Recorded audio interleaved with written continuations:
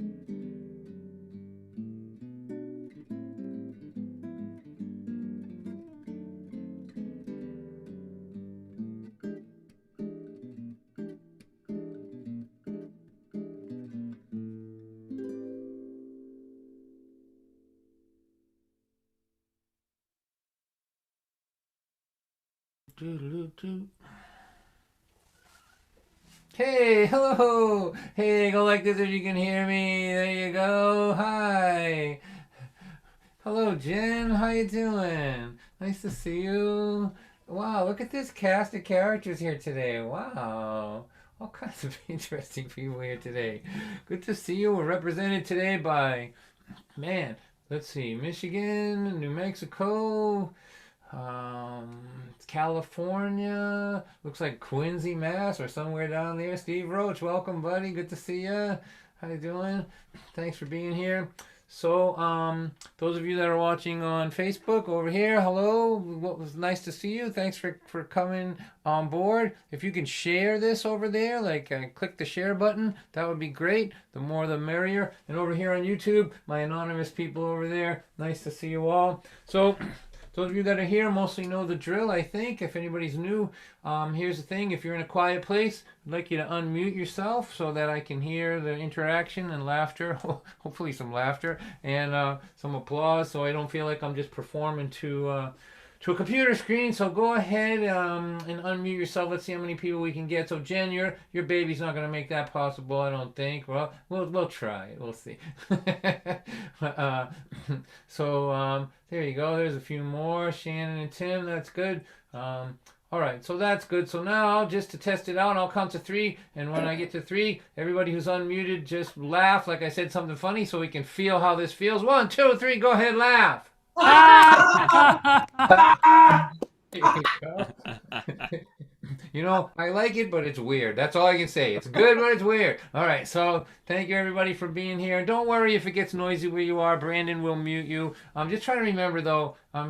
Most people here, I think, in the Zoom part of this know this, that any sound you make is as loud as me. And so don't do the dishes. If you're gonna do the dishes, hit your mute button. So Jen, you know, I'm gonna play. I think I'm gonna play. I Know What Love Is second tonight. Normally I would say that, but I haven't been played it for quite a long time actually. But I'm gonna play it because I know it's your baby's favorite song. It was an in vitro number for her, so let me get that. So we'll do that for her while she's still awake. Okay? All right.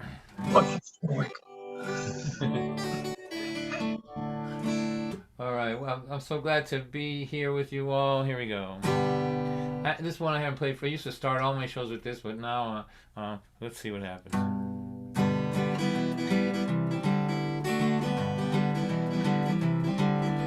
Rascal is a dog, he ain't too bright. Me and Rascal were sitting on the couch last night when my woman come in, started to cry. She looked at us with such terror in her eyes.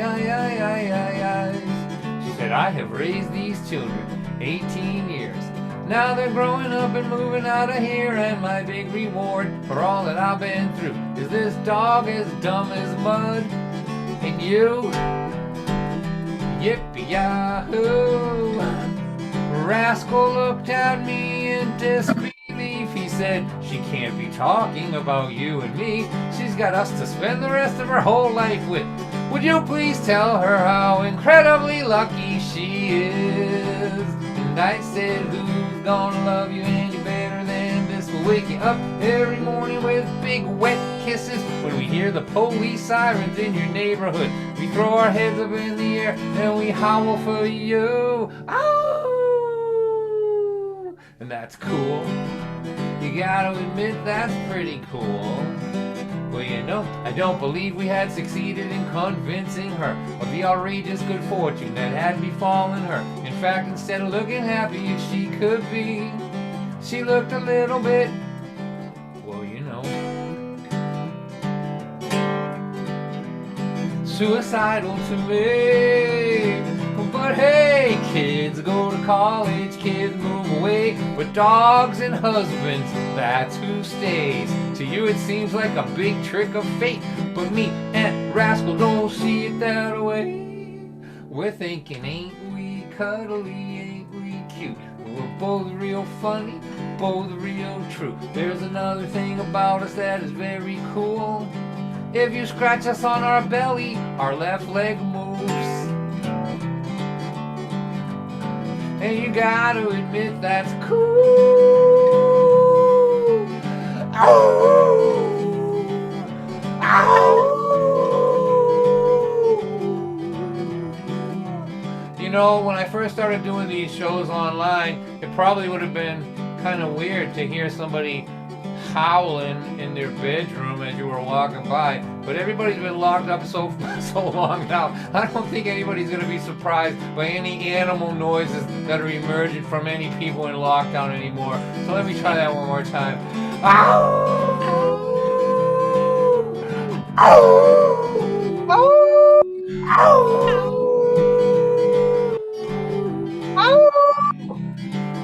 Well, okay, so maybe we ain't that smart. We're a couple of mutts with a lot of heart. But no one could ever love you better or give you more loyalty than this dog as dumb as mud. Than this dog as dumb as mud. Than this dog as dumb as mud. And me. How lucky can one girl be? She's got a dog like you and a man like me. We'll be together well into this next century. Put that knife down, baby. All right. Woo. I know I missed the whole middle of that song, but I'm sick of it. All right, here we go. All right, here's a song for this baby here. This is Jen's baby. You can see her if you go on, if you're here in the Zoom part, you go on the gallery mode. You can see this baby. This baby was, Brandon, do you still have that photograph? The photograph of her from the Greenwood? Is that something you can conjure? I do. Can you conjure that up relatively quickly? This baby, well, her mother was a baby when she started to come see me with her dad way back. And now, there you go, the littlest... The littlest Stone White fan. Coming April 2020. And there's Donnie over there. There you go. How about that? Not bad, right? And there she is. Jen, what's your baby's name? Forgive me for not knowing that. Just click that out for a second. It's like Emily or something, or what? Eleanor. Eleanor. Eleanor, I'm going to sing this song for you because I know that your poor mother has been torturing you with this song before you were even born. And she showed me a video of me playing it on a screen and you freaking out. So I don't know what kind of psychological issues you're going to have later, but I'm sure this will come up in your therapy somewhere down the line. All right. There is a little girl with pretty curls. She's about 5 years old, and she is waiting at the gate for her dad to come home. I really recommend you put on gallery view and look at this little kid. There is a little girl with pretty curls. She's about 5 years old, and she is waiting at the gate for her dad to come home. When he pulls around the corner in his shiny white car, she feels the magic light up in her heart. And he picks her up and he holds her. He says he missed her. He's glad that she is here. As the child lays her head on his shoulder, she whispers these words in his ear. Daddy, I know exactly what love is. Love is real simple and true.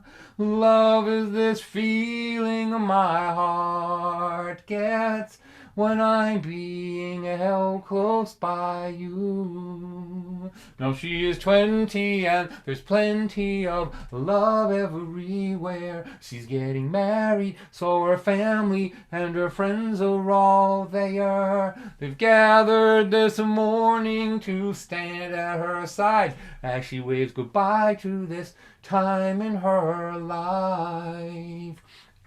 And they each take a moment to hold her and to tell her what she means to them in a world that seems to keep getting colder. She has been blessed with a warm family and friends. She says, I know exactly what love is. Love is real simple and true. Love is this feeling my heart gets when I'm being held close by you. No, they are older and no one told her it got crazy like this. They're going to night school, they're working jobs too. They're raising 3 kids. The youngest one is crying with a bruise on her knee. She needs attention and she needs sympathy.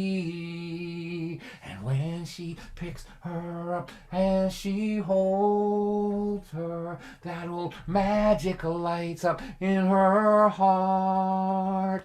And as the child lays her head on her shoulder, she knows exactly why they're working so hard. Little girl, I know exactly what love is. Love is real simple and true.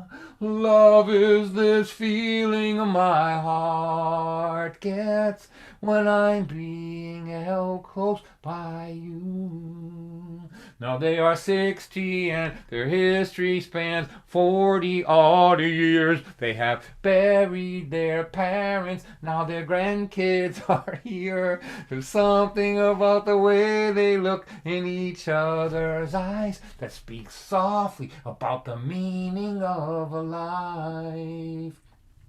And when he puts his arm out to hold her, it feels so familiar and warm. She thinks love is an expanding endeavor till your last breath from the moment you're born. Now she is 80 and she hates being in this nursing home. Her man's been gone now for a long while and she feels so alone. She closes her eyes and she begins to pray that a little comfort might just come her way. And God lifts her up and he holds her. And she remembers this feeling she has. She is not a woman whose life is almost over. She's a little girl being held by her mom. God, I know exactly what love is. Love is real simple and true. Love is this feeling my heart gets when I'm being held close by you. And God, love is real simple. Love is real simple. Love is real simple and true.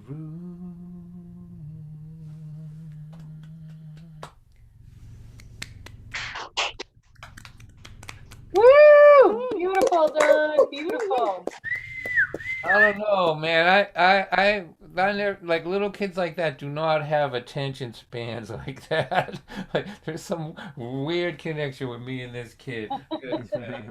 Like you can't keep a kid like that focused on anything. But some folk singer singing an a cappella song seems to do it for our friend Eleanor.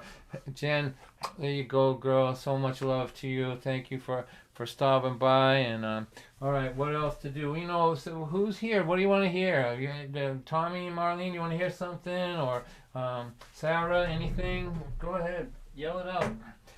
I'm being the people are coming here to decide whether you know, whether they want me to play at their library, so I have to behave myself. Let me say that before So no. put my requests out there, Sarah. Yeah, whatever you like. Party pooper. We're in the after party. How's that?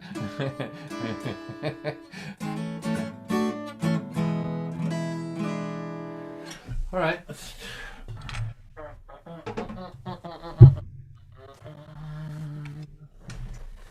An old wife and a husband, they had a shiny little kid. When that kid turned 16, you won't believe what he did. Smoked a lot of marijuana, he did some other things too. Told the parents he was gonna drop out of school. Father pounded on the table, mother hollered and she screamed. They run him down to the doctor. Doctor, what does this mean? He put them all on Prozac, right then and right there. He said you'll still have your problems, but now you just won't care. He prescribed a little therapy, some supplementary drugs, but he didn't write a script down for a little more love, just a little more love. What the heck could it hurt? It might not fix nothing, at least it won't make things worse. When you're looking at your lifetime from the end when you are done, you know it might look a little better. See a little more love. I know a wife and a husband, and they had a shiny little kid. When that kid turned 16, you won't believe what she did. She said, Mom, I'm sleeping over Susan. That was just a big fat lie. What she really was doing was staying out all night. And when her parents found out, they cried boo-hoo-hoo. And then they called the radio talk show. They asked him, what should we do? He said, send her off to boot camp. That was his advice. It was good for his ratings, but it wasn't very nice. Just a little more love. What the heck could it hurt? It might not fix nothing, at least it won't make things worse. When you're looking at your lifetime from the end when you are done, you know it might look a little better. I can see that you're a tough guy. Oh, you won't be pushed around. You are not going to take it. You are good at putting your foot down. You might get killed by lightning and you might get hit by a truck. But if you are not that lucky, you might just wind up spending years in a rest home without a whole lot to do.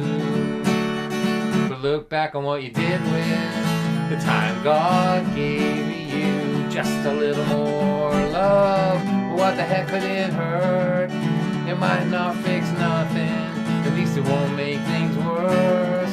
When you're looking at your lifetime from the end when you are done, you know it might look a little better. Big, rough, tough, gotta see a little more love. It might look a little better. See a little more love. Hey, John. You're welcome. You're welcome, you're welcome. You know what? I think let me think about this. I'm gonna tune up for this. I'm gonna play this for Sarah and for my songwriters here. I was at a sort of gathering of songwriters yesterday, and it was really lovely, actually. But I noticed when everybody played, people were saying, that's a great line, that's a good hook, and all that. And I just thought, I am cut out of some other mold, some moldy mold. Because the song I'm going to play for you now was the product of me being told by my record company way back that they kept saying to me, don't bore us, get to the chorus. Have you ever heard that before, Jenny? Oh my God. Hi Neil, how you doing, buddy? Like, but don't bore us, get to the chorus, right? And I just thought to myself, I'm not cut out for this. And there's a I don't have to tell anybody who's watching me today. It's all seems to be my friends tonight. And those of you on Facebook and YouTube, hello, welcome. I'm a brat. Like, I hate to be told what to do. And I'm unmanageable. Like, they had managers, but they could have been called unmanagers because I'm just not So when he said that to me, I thought, I'm gonna try to write a song that breaks every rule.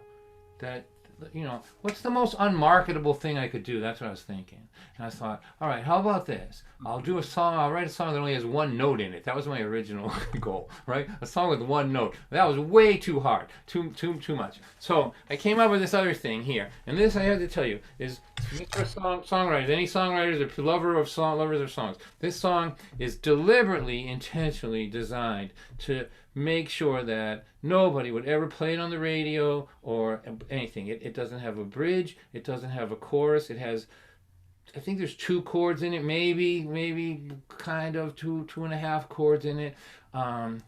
It has 3 verses with 3 different emotional agendas. I just made a list of everything you're not supposed to do in a song, and I just did it. And as a result, nobody knows what this song is. Nobody's ever heard it. As a result, except my inner sanctum. But I'm gonna play this for Sarah. I know she likes it, and just so you know, that this is a made-up story. None of this stuff happened to me. John, can I introduce it though? Oh, do you want to introduce it? Oh, sure. Sarah. I do. I've introduced it before, but I think this is the quintessential Don White song, honestly. I know he said it's not marketable, but I feel like it fits Don so perfectly because Don takes you on a story ride.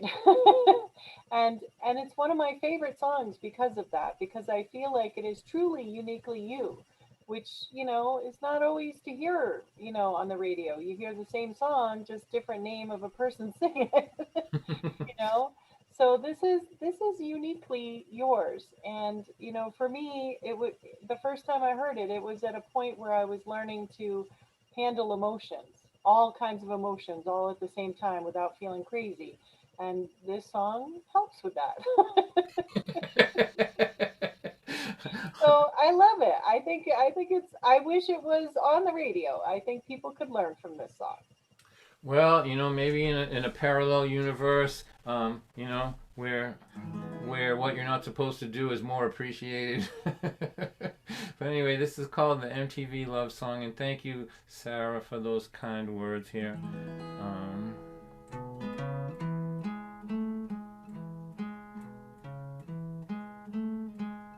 I ran through this just briefly earlier today, so I only play this song when Sarah asked me for it, so once every couple of years and then with 10-year intervals off in between.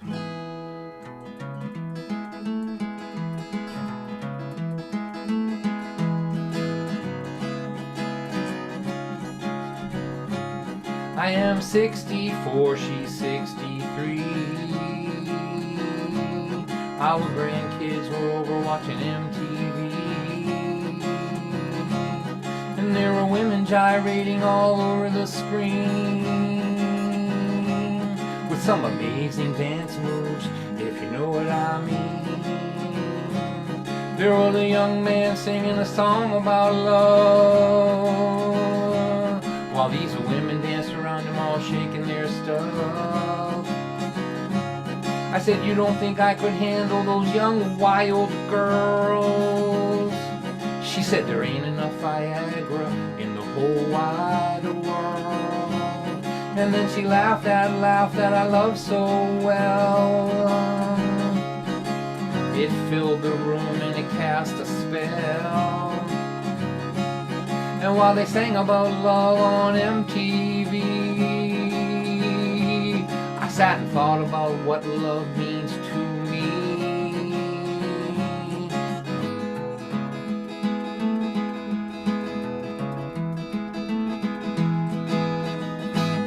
Let's say you get married and you have a little boy. For 3 sweet years he brings you love and joy. But before he turns 4, that kid gets sick, and Jesus comes to take him. He takes him real quick, and when they lower him into that cold dark hole, they bury your heart and they bury your soul. And after that you walk around like you were still alive, but your heart is underground by that little kid's side. So how could you have known that your heart still lived inside the love of the mother of that little kid, and that when the time was perfect she would plant the seed in the hole where your old heart used to be, and with the right amount of water and the right amount of sun she'd bring you back among the living and back among the loved. Do you really think a love that is just about sex could ever grow you back a heart that was ripped from your chest? All these stupid young punks in the videos singing songs about love, what the hell do they know?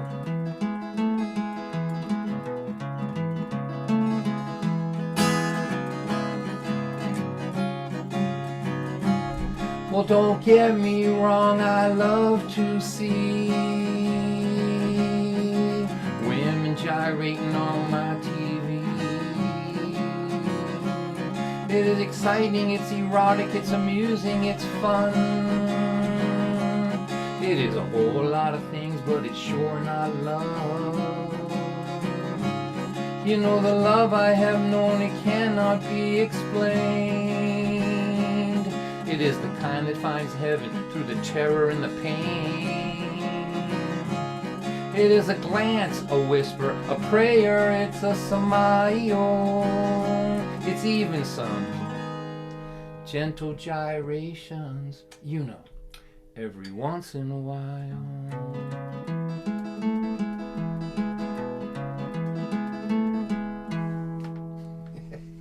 Thank you, Dawn. Thank you. I love it. Beautiful, Dawn. Love that song. Yeah, it's, just try to click on your radio someday and try to hear that. It's not going to happen. So just so you know, like I was just thinking, I have to give myself challenges because I'm so bored with myself, as the songwriter, as a writer in general. So one of my challenges was, can I have 3 different verses to trying to do 3 different things and still hold the story together, right? So 3 different emotional agendas. So the first one is humor between the 2 people, you know, the Viagra joke and all that stuff, and then the dark, hard part, and the big statement, you know, the sort of fearlessly going after the really hard place, and then sort of humor and warm and, you know, love sort of wrap it up. So, you know, it's just the idea. When I brought it to my, you know, I was already done with that record company by the time I wrote that, so nobody told me I couldn't do it, but I could try to picture myself trying to sell it to somebody. Hey, you want to cover this tune? It's got 1 chord in it. Be easy. All right, now I want to read something to you now. So I'm working on a new book, so I'm trying to... Wow.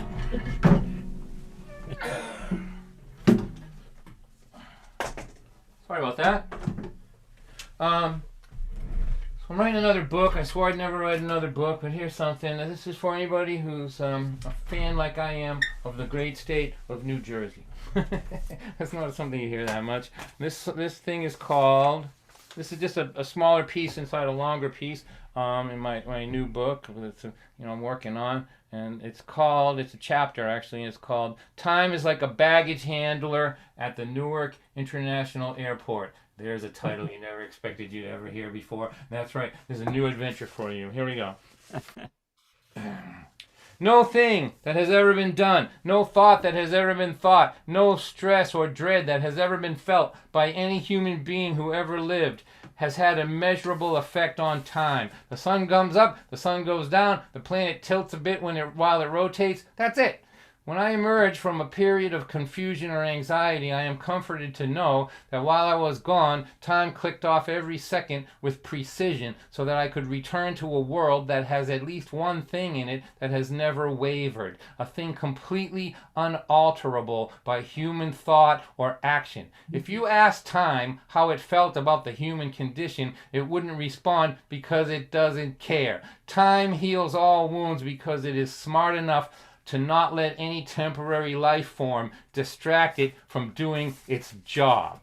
My favorite state in America is New Jersey. That's not something you hear often from someone who isn't a native of the Garden State. When I see New Jersey on my travel schedule, I get all giddy. It's not the rural western part of that great state that is the object of my affection. I love Newark, Hoboken, and the not New York side of the Holland Tunnel because that's where the Jersey attitude is the strongest. I love the way people from New Jersey navigate their world. One time, my luggage got misplaced at Newark Airport. I walked up to a woman with an identification tag around her neck. I told her that my luggage didn't come out on the belt. She stared at me with a look that clearly said, 30 minutes and my shift will be over, and here comes this sorry so-and-so.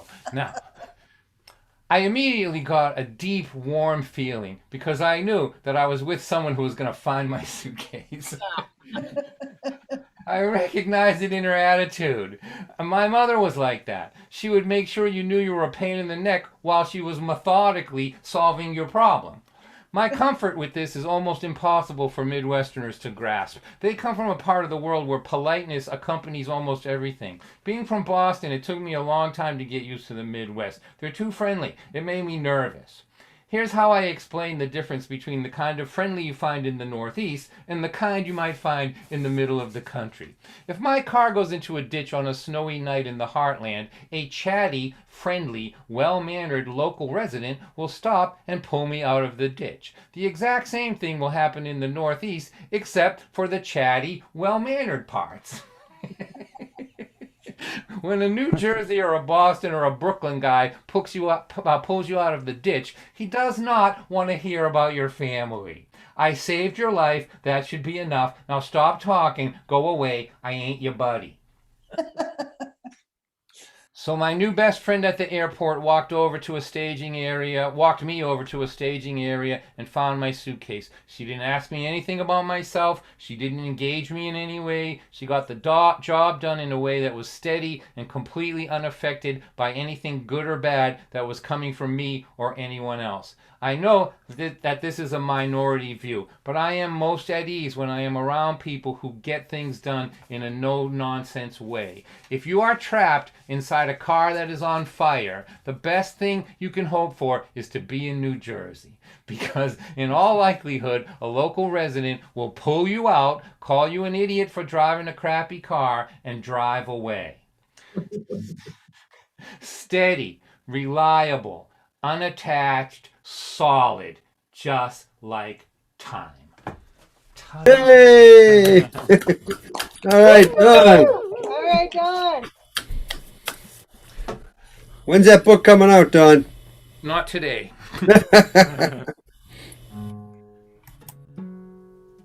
So I just dropped this guitar. Let me tell you about this guitar. This guitar has been with me since 1978.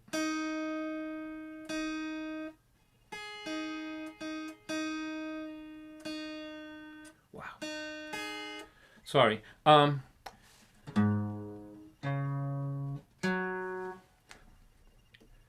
I bought this with the money that was left over from getting married. There was, I think, Terry bought a nice pair of boots, and I bought this guitar. It was $400 in 1978. And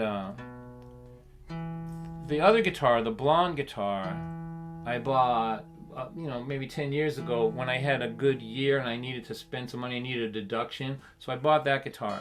And that guitar cost much more than this guitar, right? Like much more. But that guitar, I'm just getting friendly with it now because I had to teach it that I wasn't gonna baby it. I know, Robin, you're a guitar player. I assume you have guitars that want to be babied, like this blonde guitar. For a while, thought that I was going to adjust its neck every spring and every winter. I had to sit down and have a talk with it. I'm not doing that. It was one of these guitars that wanted like a moist rag inside because it was like, I'm like, look at this guitar right here. I go, I've left this in my car, sub-zero temperature. See this mark on the top of it right here? Can you see that? That's where I left a capo on there and left it in a car in Texas, and it boiled. Like it boiled the finish off the top of my guitar. I also left it by the side of the road one time. I was taking a photograph underneath an entering Lynn sign, and I left it there, and some kid picked it up and found me with it. So this guitar is like, it stays in tune, which is good for somebody who doesn't know how to tune his guitar that good. And the other guitar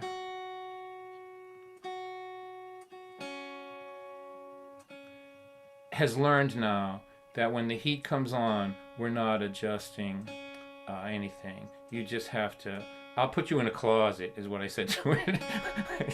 I'll put you in a closet, and that'll be the end of your life in the real world. So now it stays in tune, and the intonation doesn't mess up, just because I had to assert my, what is it, like I'm like the dominant male in the family now. I have to have this conversation with my cat as well, too. I have a cat that we always have to have the, who's the alpha male conversation in this house. But him, I'm not convincing that well. But the guitar, I am. So I've had this guitar since 1978. It's been a part of me, like, but it feels like just an appendage, like an arm, kind of, you know. And it loved me when nobody else did. And so I don't abuse it like I did. I take good care of it. In fact, I bought that other guitar so I didn't have to fly with this one. That one cost 4 times as much money as this guitar, right? But I'd rather have the airport lose it than this one, you know, because this one is this one believed in me when that wasn't when nobody else would. I went to California when I was young, stood beside the highway and waved my thumb. Met a lot of maniacs, met a lot of bums, they were all really kind to me. Life is not like TV. People in Michigan say hello to people on the street that they don't even know, and drivers in Boston make a left-hand turn without turning their signal on.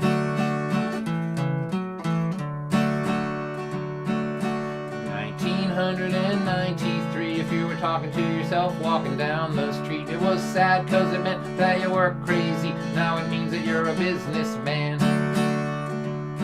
It's not crazy, but still kind of sad. I went to California when I was young. I stood beside the highway and waved my thumb. Met a lot of maniacs, met a lot of bums. They were all really kind to me. Life is not like TV. You know my boss is younger than my children are. I've got to tell you people that is so bizarre. He's so adorable when he yells at me. It makes me want to pinch him on his cheek and say coochie coochie coo coochie. I went to California when I was young. I stood beside the highway, waved my thumb. Met a lot of maniacs, met a lot of bums. They were all really kind to me. Life is not like TV. You know, a lot of good musicians used to say to me, you can't play guitar and you can't sing, so you can never make it in this here scene. And I don't think that they were wrong.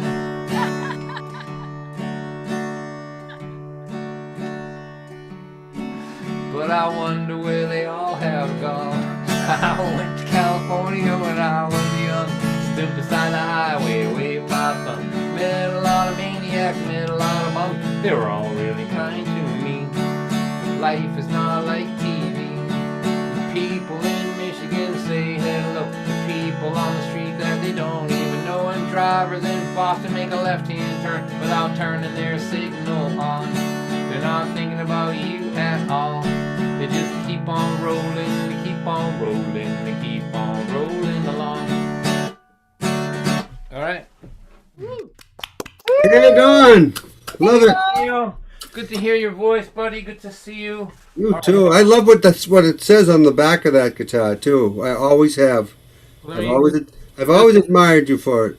Is it backwards when I do it this way? Can you read it? Does it look right? Yeah, it does. It looks perfect. Your dad? I love it. Yeah. Well, I wish I could call my dad. I know. Me too. All right, so I'm gonna play another one I never played because I'm just feeling kind of off the format tonight. This is another one that I wrote, just testing myself, like the first verse of this thing. This is one of these long, wordy ones that I think about, like, if I can watch everybody, like about halfway through the second verse, I can watch people like nodding off in this thing. Let me put this thing here. You know, it's like it's like a little novel, this thing. But my goal was to have the first verse seem like this song was going to go a certain way, and then to sort of use a little bit of that idea from the first one and have it be a bigger idea after that. So this is called Be Afraid. I haven't played this one for quite a long time. So.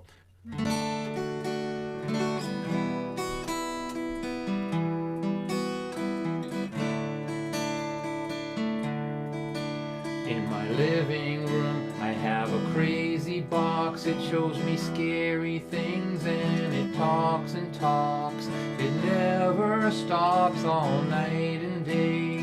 It tells me why I should be afraid.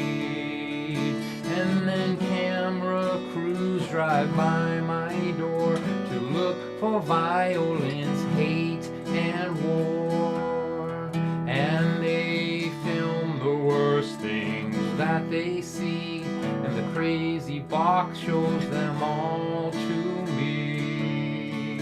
It says be afraid, stay here, be safe, don't go away to that other place. It's cold out there and the wind will blow. What they really mean is we need you so.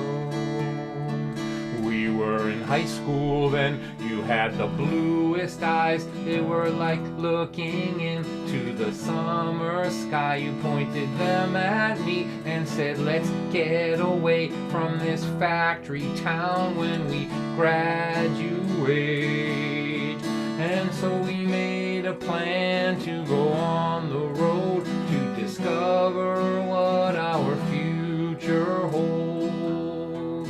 And when we told our friends and families, almost all of them said to you and me, be afraid, stay here, be safe, don't go away to that other place. It's cold out there and the wind will blow. What we really mean is we need you so.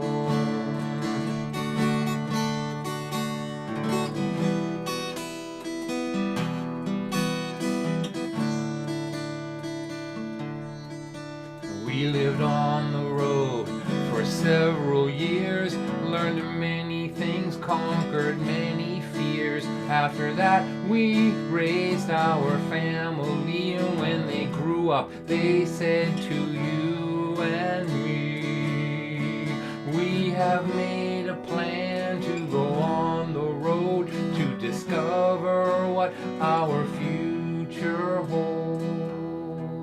That's when the summer sky began to cry. I saw the rain fall down from the bluest eyes.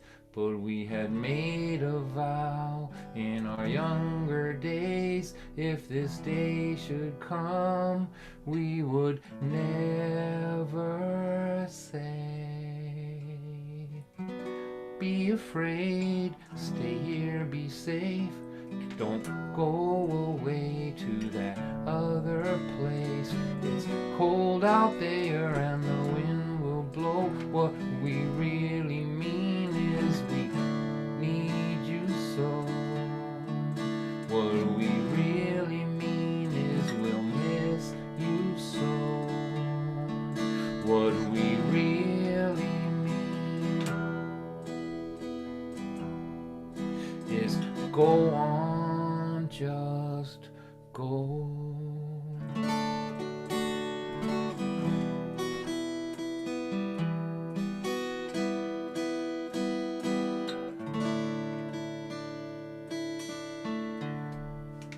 Beautiful, Don. Absolutely. Beautiful. Really nice. Sounds so good. Appreciate you. All right, those of you that are watching on Facebook, YouTube, Facebook. If you want to be over here in the Zoom part where you can yell at me in between songs, that seems to be the pretty nice behavior that people are doing over here. You're welcome. Brandon, our technician, will put the Zoom information over there so that you can stop by and be in the more interactive part. I'm gonna play one more song, then we'll take a break and just pass the hat for a few minutes. Again, this is a free concert. You don't have to spend any money on me, but if you got a few bucks and want to help out with the grocery bill, I would appreciate it, and Mrs. White would as well. So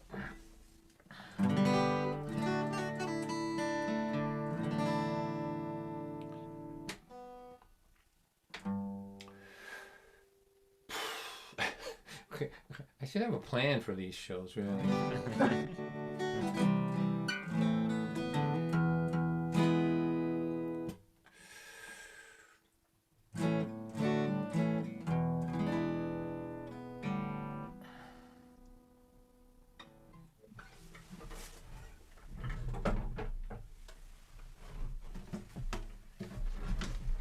From a tax shelter offshore, some kid said my job had been eliminated.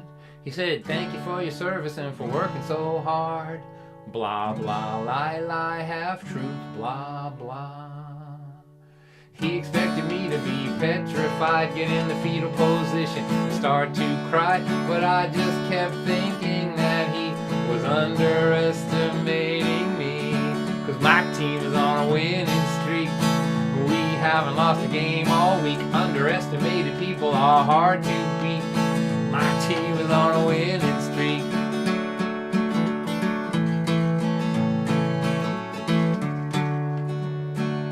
Every 2 years some brand new guy calls a big meeting to tell us why things will get a lot better now that he's in charge. Blah, blah, lie, lie, half truth, blah, blah.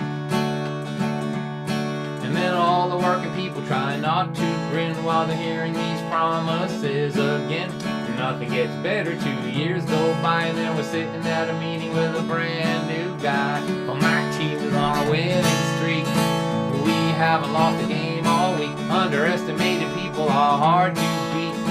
My team is on a winning streak.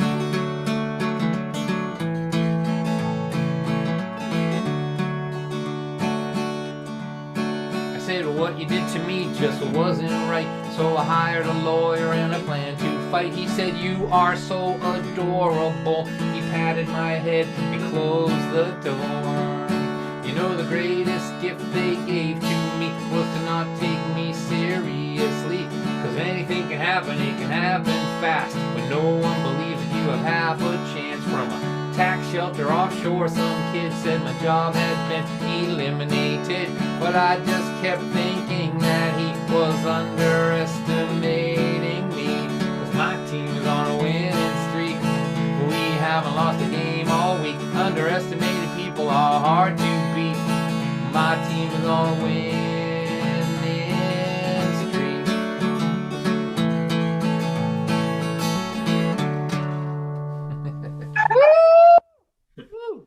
Yeah. So that's 2 songs from an album that nobody's ever heard. There you go. But what I was saying the other day, that some album, I think 10 albums or 11 CDs or something like that, and some of them were released. Other ones, as they say in the business, escaped. That Winning Streak album was one that just escaped. It kind of just slipped out on the cover of Darkness. And anyway, but there's still some good tunes on it. So here's the thing. I'm going to do my little sales pitch for you, and then I'll get my friend Tim to help me out for a second. Tim Mason, need you to be ready here in a minute. So we if you're in a position where you can donate, we have PayPal and we have Venmo, and that's for young people. As far as I can see, young people or smart people. But for people like me, I picture my fans like trying to pay me on an online thing and taking some money like this and trying to figure out where you put it in the computer. Like how does it go? How does this work? And I'm that way too. Like I don't know like how money just magically goes through the internet. I don't know. So if you're that way, and I see perhaps there are a few of you out there, and I have designed this thing that you can do. You take your feather quill pen. Take your feather quill pen that you pulled off of an eagle, right? And you dip it into some ink that you created by boiling berries from your back 40 acres. And then you dip the feather quill pen in the ink, and then you take a piece of parchment that you also created by boiling bark and then flattening it out and letting it dry, and you write a promissory note with your feather quill pen and your homemade ink on your piece of parchment. Then you fold it up and put a stamp on it, and you give it to the Pony Express. And they will deliver to me in some reasonable amount of time, perhaps a month. So what I'm saying is, I will take a check from you, and that information will be on this screen here as well. And again, don't worry about it, but it does help with the grocery bills, but we're doing okay here. You don't have to worry about us. So I'm going to institute now. This is the first installment of something that I'm going to do. I think going forward is we're going to call this like Poetry Corner or thoughtful words before we pass the hat moment. But I asked my friend Tim Mason to read me, since we talked about the Pony Express and all that right there, to read me a poem of his that I have always loved. Then we'll take a 3 or 4 minute break, and I'll be back, and I'll play till about 20 past or say or so. So please welcome, if you could, with some applause, my friend Tim Mason. Hey, Tim, great to see you, my friend. All right. Well, thank you, Don, for starting this off. I think it's a wonderful idea. And I'll just get right into it. See, I've been known to time travel. And back, 150 years or so ago, tacked to the wall, poster reads, Pony Express, St. Joseph, Missouri to California, 10 days or less. Wanted. Young, skinny, wiry fellas, not over 18, must be expert riders, willing to risk death daily. Orphans preferred. Wages, $25 per week. Apply Pony Express Stable, St. Joseph, Missouri. Well, the dust is settling on the streets. Those little devils curling off Frederick and down around the slaughterhouse. They lay down, flat as the Kansas plains. Now this city kid's heard the talk of the shockers, waves of that golden grain, waving everywhere, far as the eye can see. And beyond that, the Lakota people, Crazy Horse, Sitting Bull, Red Cloud, Ride a While for Little Bighorn, for Wounded Knee, with the look of a coyote eating off its leg to be rid of the trap. Now, old Jacob, down at Soldier's Rest, he says it's sheer madness to lock eyes with a brave whilst doing battle.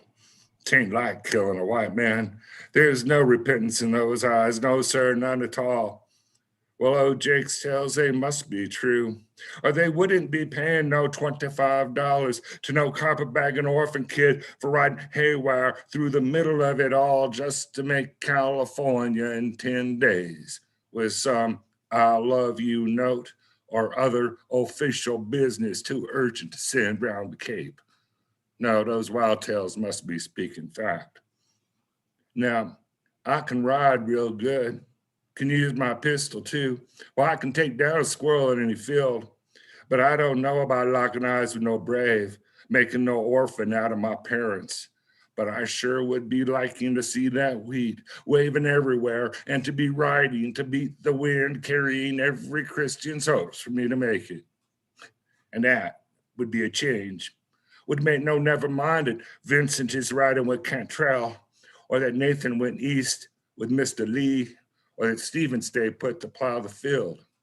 But it would sure be kicking the dust to revive these devils here off of Lafayette Street. Yeah. Woo! All All right. right, Tim. Nice job. Thanks, Tim. Right. Thank There you you. go. Poetry before we pass the hat. It's a new thing. Woo! We I could like do, Right. it. Sounds like a plan. Yes. You just never know what might happen. All right, so I'm gonna just splash some water on my face. I'll be back in 3.5 minutes, and I'll play till 20 past or thereabouts, and then we have some wonderful guests for our after party. Again, those of you on YouTube and Facebook, you're welcome to join us over here or to remain anonymous over there and watch cat videos while I'm performing. I don't take it personal. It's okay. Now, I'll see you just in a little while, you guys.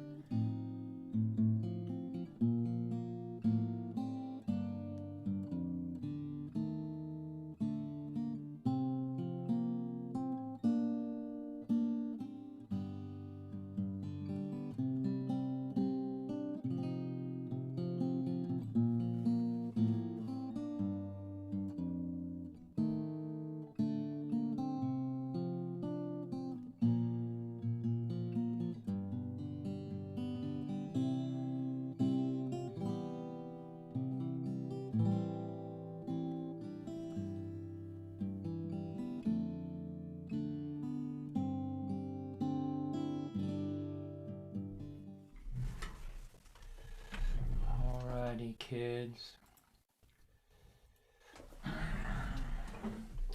Alright, so I was looking at some requests. This is one that came up. Sassy Brad, whoever requested that, well, thank you. I think that came from Facebook or YouTube. In the 18, 19, 30, 40, 50, 60, 130 years that we have been wed, I wondered if you ever heard a word I said, till I said pass that remote control over here, and you told me to blow it out my ear.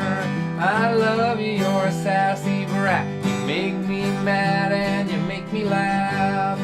God, please don't cut our time in half. Let me grow old with my sassy brat. When my fans call up and say that I'm great, you tell them that that is a huge mistake. If they had to live with me, they would understand what a great big pain I am. I love you, you're a sassy brat. You make me mad and you make me laugh. God, please don't cut our time in half. Let me grow old with my sassy brat.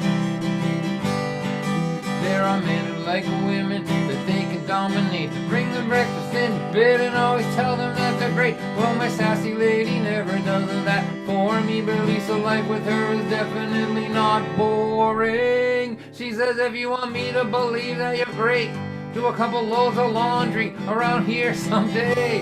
Hey pal, it's only because you're still kinda cute that I haven't already gotten rid of you. I love you, you sassy brat. You make me mad and you make me laugh.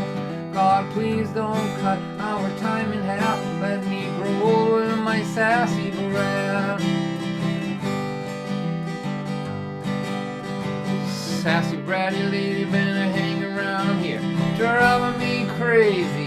42 years. If I could ever afford to see a psychiatrist, I'd ask him, why do I like being treated like this? We were in bed but we were still awake.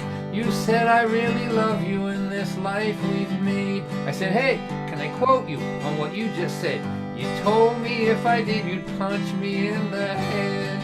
I love you, you sassy brat. You make me mad, you make me laugh. God, please don't cut our time in half. Let me grow with my sassy brat. I hope it's not too much to ask. Let me grow old with my sassy brat. There you go. Woo! Woo! Hey Don, that was nice. Thank you. I love that song. You know, I feel so privileged to be able to do this every week and to see everybody, and it's you know, it's just good. You know, it's good that technology exists and that you folks are willing to support artists in this way. So if you got an artist that you like, go stop by their website. You know, say hello, buy a CD or something. You know, a little bit helps. We all lost our way to make a living, so we're doing the best we can. But I'm grateful to you all. So many friends. It's like I think even when I'm back performing, I still will do this. You know, I may have to move it to Wednesdays because Thursday's a travel day. But I think I just, you know, a lot of the people who come to this thing, live far away from where I tour and play, so I don't get to see them that much. So I think I will do this. I'm gonna play this for people struggling with drug and alcohol issues. This is a tough time for them, so I'm gonna play this one. I'll play Angel in Pieces after this, and then then we'll have our after party. So it goes. It starts like.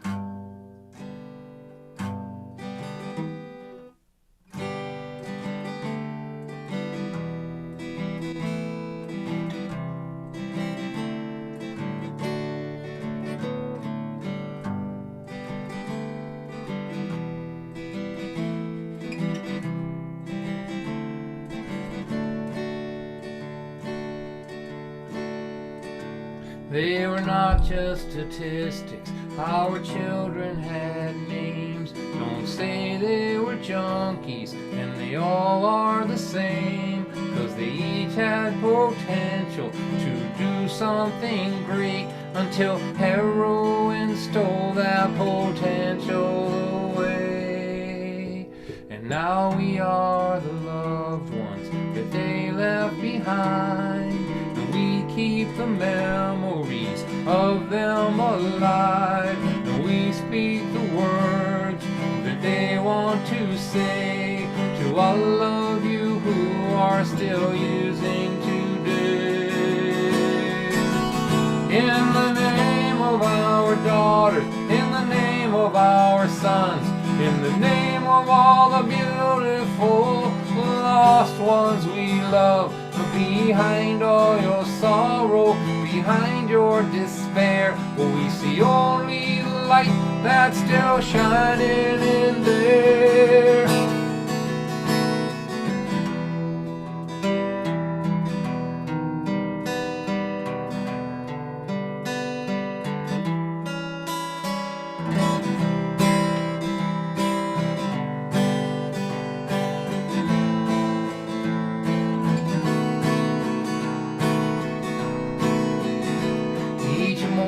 At the moment that I open my eyes and the weight of my loss crashes down on my life, I remember the night that my son came to me and spoke comforting words to me in a dream. He said, don't give up on those with sad, broken lives, and tell them you still see the light in their eyes, and offer them help and hope every day, and I will be there beside you each step of the way. In the name of our daughters, in the name of our sons, please take this help so you might be the one who gets clean and comes back here with all that it takes to help us save these broken angels in this place. We can save these broken angels, save these broken angels, save these broken angels for the loved one of the lost one. Save these broken angels, save these broken angels, save these broken angels for the loved one of the lost one.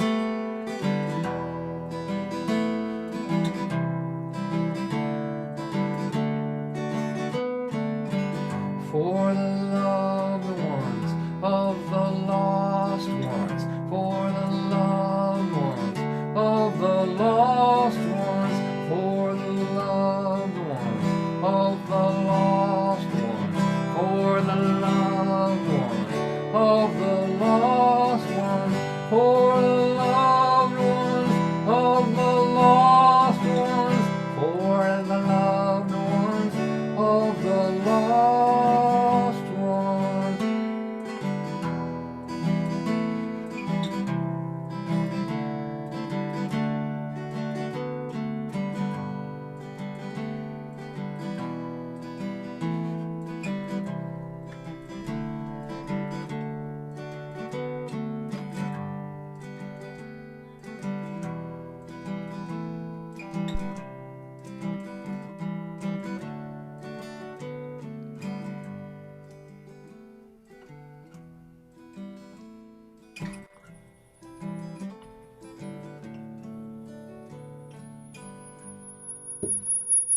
Beautiful, Dawn.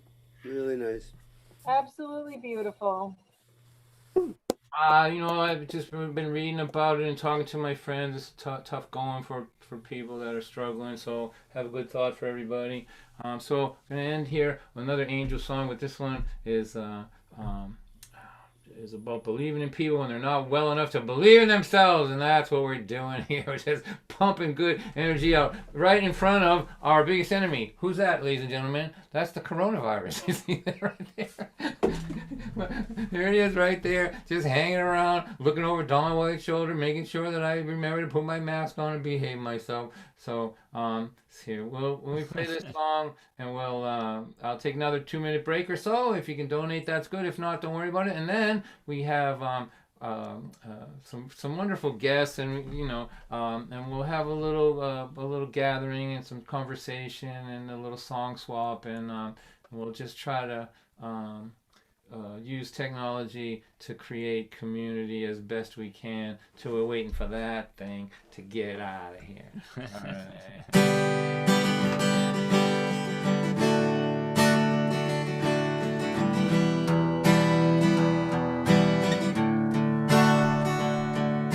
She walked into the room like she was walking off a cliff.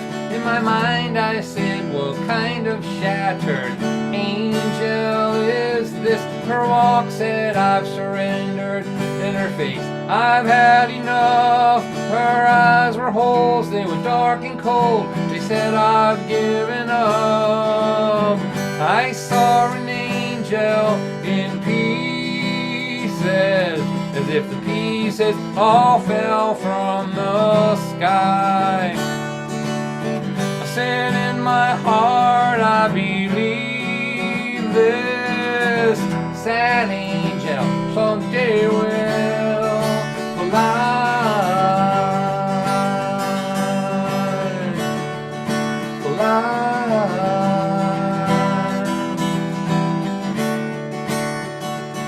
You know, life rains down so hard upon some people that we know. It tears their faith and their hope away, and they walk around like ghosts, and we see them as they are breaking, and as their spirit dies, but deep inside we still believe they will come alive and fly.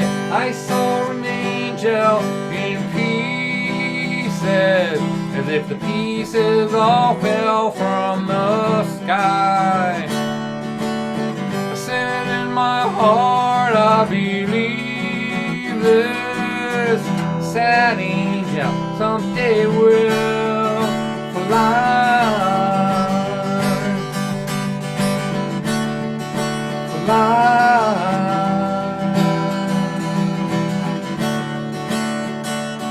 Now she walks across the room like she could walk across the sky. And those old dark eyes are so alive, they set the room on fire. This is no shattered angel, I say to myself. I feel Zuzu's petals, I hear one small bell. I saw an angel in pieces, as if the pieces all fell from the sky. I said in my heart, I believe this sad angel someday will fly. I saw an angel in pieces, as if the pieces all fell from the sky. I said in my heart, I believe this sad angel someday will fly.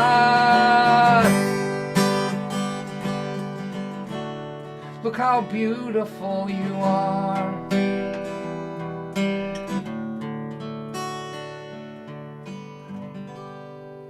Thank you, everybody.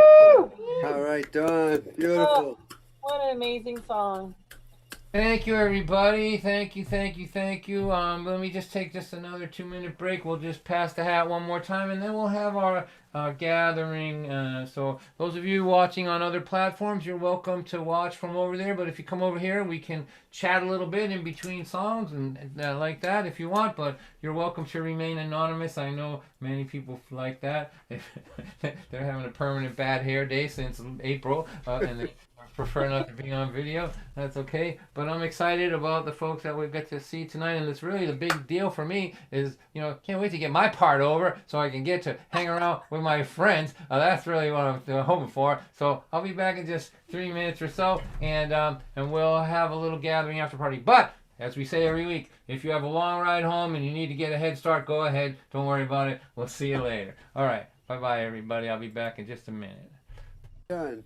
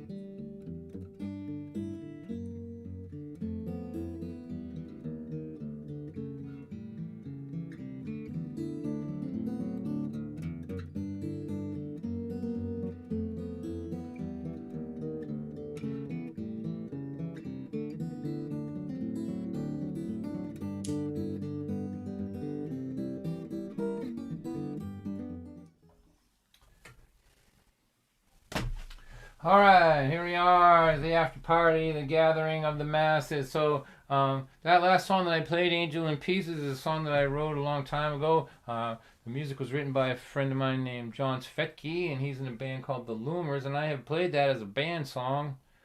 Man, I don't know when the first time we did it, but I don't know. It was quite a long time ago. But the guitar player in that band is somebody who's a dear friend of mine, a great musician and songwriter, and a dear friend. And Don't oversell it. Do not oversell it. This is We'll be disappointed. He can walk on water. He can part the seas. He's one of the great human beings of our time. And this, I believe, is his virgin voyage. Let's call it that. His maiden voyage out into the sea of the internet to perform. Woo! Fresh meat. Oh my God! Dragging people out of retirement. People thought they were going to wait this thing out. They're coming to us now. This is somebody who I just love a lot, and I'm so glad to share him with you. His name is Everett Pendleton. Let's make him feel welcome, please. Thank you. All right. Thank you, guys. I appreciate it. Thank you to Don for asking me. I have nothing but love for him, and I look forward to the time when we can get together and play again. I am super rusty. All right, so I was lucky enough to be able to play during the summer, but it's been a while, so I'm super rusty. So please bear with me. Speaking of John Svetke, he helped me with some of the words for this song, and I came up. This kind of came together right around the time that I was buying my house, which also unfortunately happened to be around the same time as Hurricane Katrina. So I had a great appreciation for actually having a house and then seeing what other people were basically going without. It kind of gave it a little bit more punch. So this is called Come Home.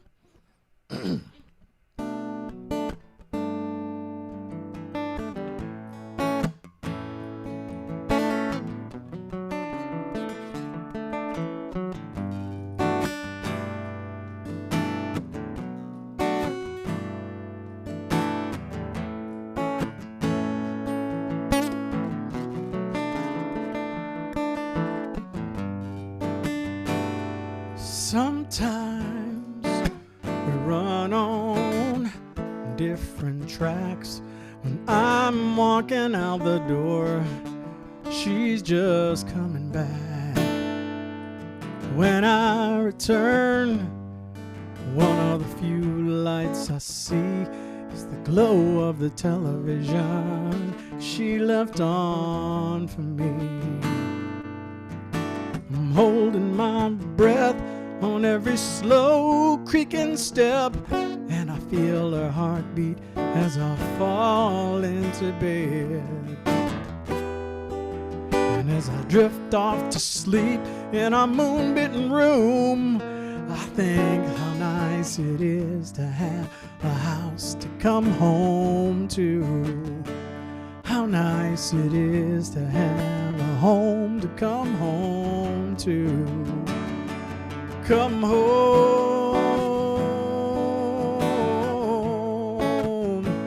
come home to home. Come home,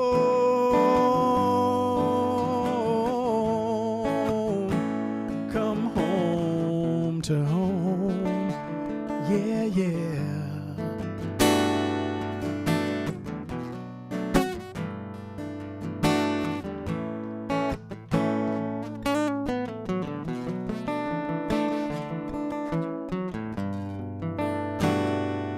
These days, my life is upside down. I'm flying across the globe, but my head is underground. It's crazy.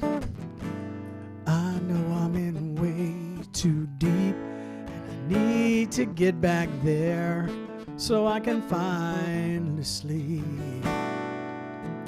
I'm holding my breath on every slow creaking step, and I feel a heartbeat as I fall into bed. And as I drift off to sleep in a moonbitten room, I think how nice it is to have a home to come home to.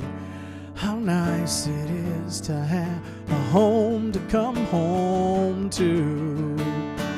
Come home,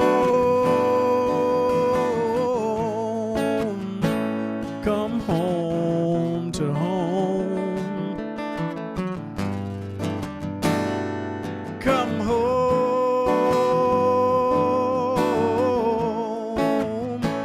come home to home. Yeah, yeah. Come home,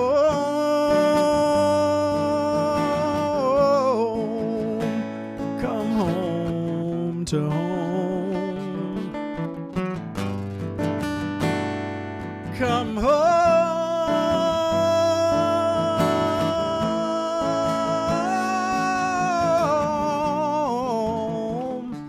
Yeah, yeah. Oh, Everett, that Oh, was Everett, that was beautiful. awesome. That was Oh, great. just beautiful, Everett. Thank you so Really much. I nice. really appreciate Thank you. I don't think there was any rust on that. that. No. Wow, how about that? The first song Everett plays online is that killer song at the after party. Wow. We're feeling Hey. special here, Everett, I gotta tell you. So, Everett, we're gonna go around a couple of times, and you'll hang around, I assume, and we'll chat a little bit next time through and talk about I have some questions for you. So. Oh, okay. Sounds good. No, I'm psyched. All right, one more time for Everett Pendleton. His maiden voyage. Oh, thank you, Hey, everybody. Everett. Hey, All right, so hi, now, Lynn. so now, ladies and gentlemen, coming to us from Illinois. That's right, Midwest represented, multiple factions here in our concerts here. And these are two of my favorites from out there, and they've been with us a couple times. I'm always delighted when they can show up. They've got a lot going on that we're going to talk about as the night progresses. But I want you to give a nice welcome, because it's very special that they're here, for Jenny and Robin Benjamin. Hey, Jenny and Robin. Guys, Don, that was such a good concert. Thank you for that. That's really wonderful. And Everett, I was admiring your finger independence as you played the guitar. And I was asking my husband what chords those were. That was just a great song. That's not a G. I said, I know all those chords, but I don't make them sound like that. I get that a lot. I'm sorry if I tortured you. That's a beautiful song about home. It inspired us to do a song about being home as well. And in this era of doing concerts from our homes to people at their homes, it's been interesting to see how the state of our homes. Ours is not necessarily always the neatest. My section of it, I should say, my half of the house is not always the neatest part. That's, I would say that's a fair assessment. Jenny, would you do me a favor and undecapitate him? Thank you. I know. I was trying to figure out if that was my screener. There we go. Okay. There you go. This song called Crooked Path, a little ragtime tune.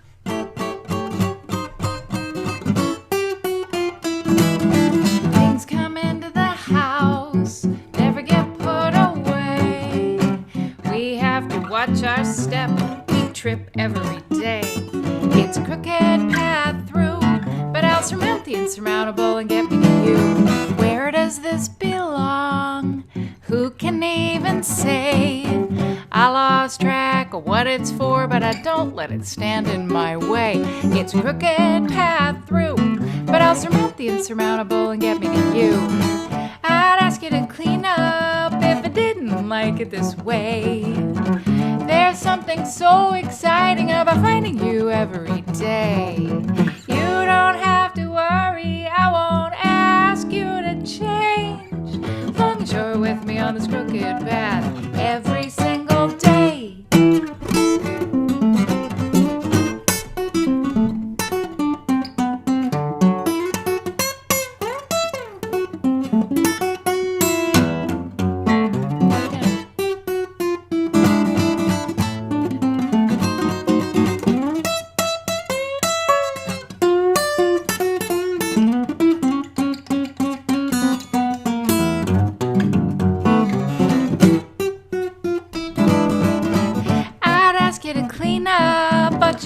I like it this way. There's something so exciting about finding you every day. So you don't have to worry, I won't ask you to change. As long as you're with me on this crooked path every single day. Now, honey, I will find you. It's not a close call. You're under that lamp, behind that chair, beyond the elephant on the wall. It's crooked path through, but I'll surmount the insurmountable, get me you. Things come into the house, never get put away. We have to watch our step, we stub our toes every day. It's crooked path through, it's a crooked old path too. It's a crooked path through, but I'll surmount the insurmountable and get me to you.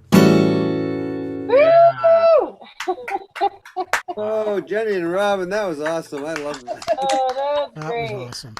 That was fantastic. So you guys will hang around and we'll chat a little bit. We can talk about all the different things you've got going. You're a busy group. One more time, please, for Jenny and Robin. All right, Jenny and Robin. Beautiful.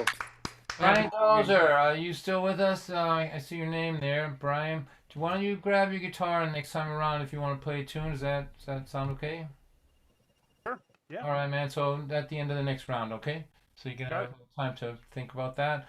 All right. So here, how about we just get right back to Everett? Because I want to hear more Everett. More Everett. More Everett. More Everett. More. I was told there would be cake. I thought there was going to be more people, and I was like, "Oh, back to me." So There was cake, but we let them eat it. I thought I'd have more time to try to remember my songs, but I guess not. So let's just get to it. So I had some friends of mine who, and everybody has these friends where they basically they start dating. They go out for a while, they break up, they get back together, they break up, they get back together, and this pair finally broke up. And then the last I'd heard from them, they were thinking about getting back together, and I was like, "Why are you doing this?" And somebody said, "The devil you know is better than the devil you don't know," and I thought that was the most pessimistic thing that I ever heard. So I wrote this song called "The Devil You Know."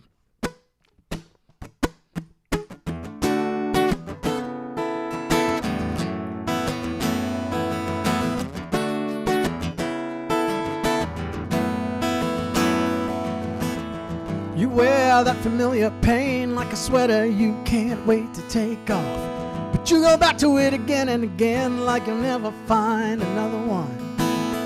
When are you gonna learn? Sometimes it's best to let your bridges burn. Don't try to go back to an ideal when you know it'll never be real. The devil you know will only lead you astray from the angel waiting for you to show you a better day. The devil you know will only lead you astray. He won't let you leave any clues, but the angel will find his way, yeah. You can't change the sky to a different hue, and you can't change anybody except for you. And it's gotta be for the right one and all the right reasons. Don't try to force that square peg into your heart. The devil you know will only lead you away from the angel waiting for you to show you a better day. The devil you know will only lead you astray. He won't let you leave any clues, but the angel will find his way, yeah. When it's time to let go, let go. When the time comes, you'll know. Don't you think about what might have been, what could still be. Just square your shoulders for the road ahead. Go find your destiny, yeah.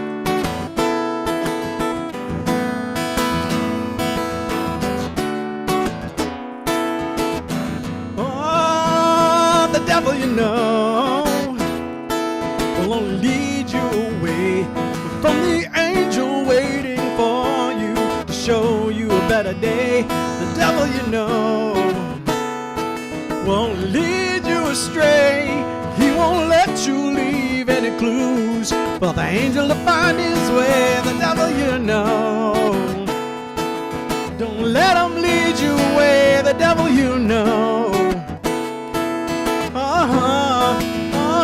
the devil you know, yeah, the devil you know. Whoa. Man, nice job. Oh, That was awesome, Everett. Oh, thank you guys. yeah, Everett, like that. We're sweeter than you. Let's talk a little bit, Everett. So I've known you a long time, but am I remembering this right? That your dad was a jazz guy, a bass player? Is that right? That's right. It was cool to hear that Jenny and Robin are from Illinois because I'm originally from Chicago. That's where I grew up. And my dad was a jazz bass player. He was basically kind of one of those sidemen for a lot of local jazz heavy hitters. I don't know if Jen, and if you've heard of like Chico Freeman, Chico Freeman, and there's just so many. But he was that guy that kind of got those kind of calls, and it was hilarious. While we were doing cleaning up here, I found one of my dad's old resumes, and he actually played with like a lot of people. Like, when bands would come into town, he would, they needed a bass player, so he was there. So he. On the list was Stevie Wonder and Jackson 5 and stuff like that. So I think I'm going to frame it and put it in my newly painted office. When you were coming up, was jazz an influence for you because of him, or did you just decide that you were going to go your own way? Well, I love all kinds of music, and I mean, and Jenny and Robin kind of point out, like, some of the chords that I put together are like based in kind of. They have a lot of color, a little more color than just pop and rock. But I love pop and rock and folk, and I love all kinds of music. And I didn't think that I was good enough to play jazz, so I didn't go home. I didn't go back to Chicago. I did start to get pretty good at playing blues, but I didn't want to just play blues. I wanted to do all kinds of music, and Boston was a great place for that, and it was also close to New York City. So my band, the Amazing Mudchark, would go to New York City, regularly to kind of play gigs and see if somebody would notice us. So, well, I've known you a long time, and you are on several of my albums through the years, and we pushed you out of your comfort zone with like hillbilly music and country music, and I would say you're as versatile a lead guitar player as anybody I know. Also, I think that you're a good songwriter. You don't have to do this, but I'm remembering a song. We'll talk about if we go around. We'll go around another round. Can you remember a song that you wrote called Strong in the Broken Place? Yeah. And that honestly was more, I wrote the music to that. My sister actually wrote the words to it. And she started seeing some of the things that some of the songs that I was writing. And she said, hey, I got some words and maybe you could put some music to them. And so that was one of them.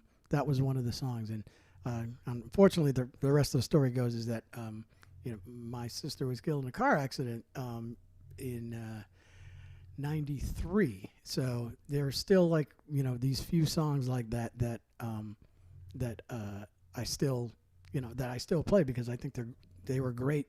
They were great tunes, and it was really amazing to see her, to have her hear the song that I put the music to, and she was. Yeah, she cried. Maybe it's up to you, right? But when we go around again, it might be nice to have her join us in whatever way we can, right? I was trying to figure out what my third song would be, and they were mainly based on the idea of what songs do I remember. So I might. No pressure. I just remember loving that song and the way played it. All right, so one more time for Evan. We'll go around one more time, everybody. Thank you, everybody. Thank you so much. I appreciate it. All right, so Jenny and Robin, why don't you give us a sort of a synopsis of all the different things you've got going on here? Jenny, you have a book now, right? Is that true? I do. My book's called Haiku Milieu. I take a picture or I draw a picture and then I write a haiku about it. And it started as just a way to stay creative because songwriting takes a while, right? It takes a while to write a song. But I didn't want to only be songwriting then, so I started doing the haiku thing. And then people were like, why don't you make a book? And I was like, would you buy that book? And so now we've got 2 picture books of Haiku Milieu, and we have a tiny little book that's 3.5 by 4 that just goes in your pocket. And then I invited some of our songwriter friends to write songs to them. Some of like 100. There's like 120 songs on YouTube now that were inspired by Haiku Milieu songs. Wow. And you know, but I live with like one of the great songwriters, so we're kind of going back and forth all the time on the stuff we're writing. You know, first thing in the morning, I'm like, would you like to see what I drew this morning? So, and he's got a new album. That's just me. Wow. So what's the name of the album? The album is called Animal Communicator. Of course it is. We were fortunately we recorded it over the course of a few days, and literally I think we finished on March like 12th, which was like just about the day I got a call from my day job, and they said, I hope you got your laptop because now we work from home. And so I finished up the album just in time for that, or recording it I should say. But yeah, now all the other parts are starting to wrap up, and it'll be out in the next few months. Robin, what about you? What about your influences? You know, it seems like blues and jazz are in there someplace. Oh yeah, I grew up with blues music, just crazy about old blues music. We're gonna play a blues song, I think. And it was cool to hear about Everett being here. You know, I was around. I got to catch some of the older Chicago blues guys, and I got to play with guys like Honey Boy Edwards and Louis Myers, who were kind of, you know, that kind of earlier generation of blues guys who were hanging around in Chicago in the early '90s still. Wonderful. And but yeah, blues for sure. But you know, really got into, you know, jazz and country music pretty heavily, and right now, very very deeply into Cuban music, mambo. So next time you come, will there be mambo? I'll get the audience to dance. Yeah. Maybe for next time. You would, Dan. You would get the audience to do that. I know this audience would do that. I steal riffs copiously from the mambo guys for sure. Well, why don't you play another tune for us, and we'll yeah. When it comes around again, if you got a copy of your book or your album, grab it and just kind of hold it up for us to see. Will do. All right. Well, this is our local folk music from Chicago. This blues music, and you never these songs are kind of written, so you never exactly know how they're gonna go. They're kind of half put together in advance.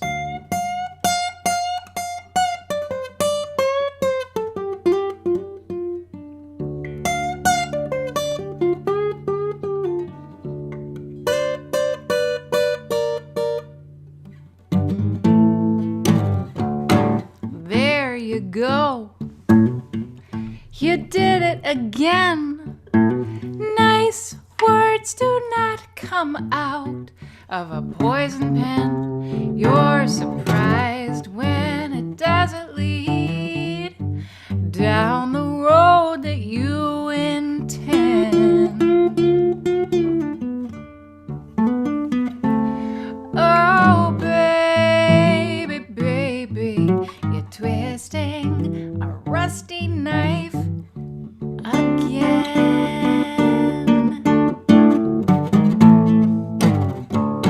You run 'em down where I'm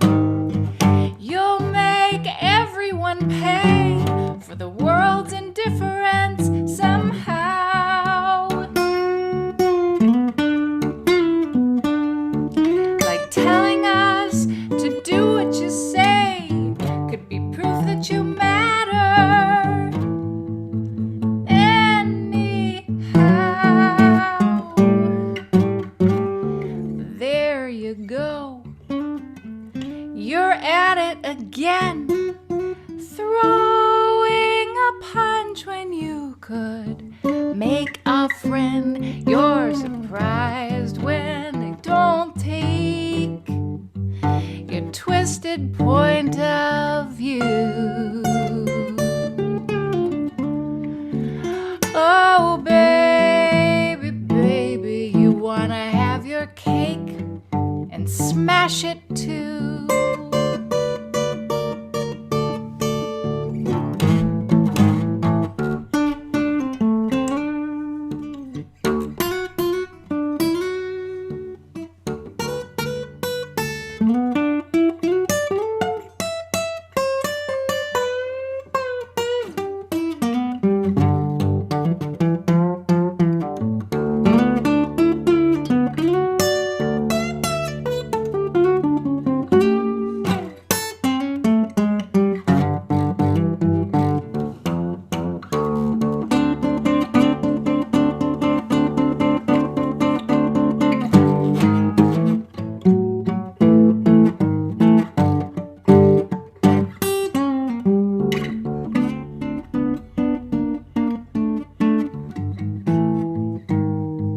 You'll make everyone pay, 'cause the world's lost interest in you now. Like getting us to do what you say could make you matter anyhow. There you go. You're at it again. Throwing a punch when you could make a friend. Oh, my friend, don't you see what everyone knows is true? Oh, baby, baby, your own worst enemy is you. Oh, baby, baby, your own worst enemy is you. Oh, baby, baby, your own worst enemy is you.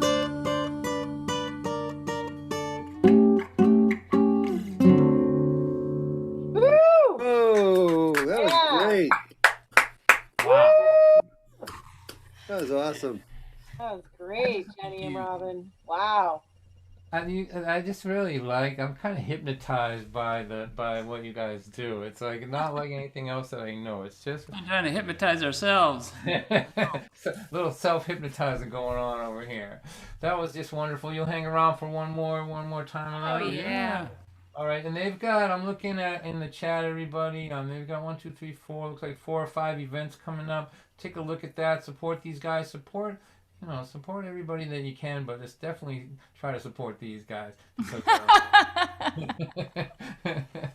make them at the top of your support system. All right, so now I want to introduce my friend Brian Doze right here. Brian is a good friend of mine. He does the tech work when Brandon can't do it. He's been the engineer on probably 6 or 7 of my CDs, and mastering and mixing. But he's a great musician and a good guy. And I don't always get a chance to hear him. So Brian, if it's okay with you, do you mind playing a tune for us?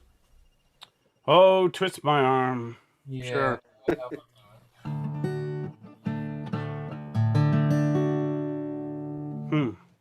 How do you follow that up, though? Those guys are great. I was over here jamming because I always play in drop D. I was like, I do write songs, but I'm also an interpreter of things, and this is a song that I related to really well. And there's a quick story about it in which I was dating someone. This is years ago before I was married, and she sent me this song. She goes, "This sounds like you." She goes, "It's like the stories you always tell."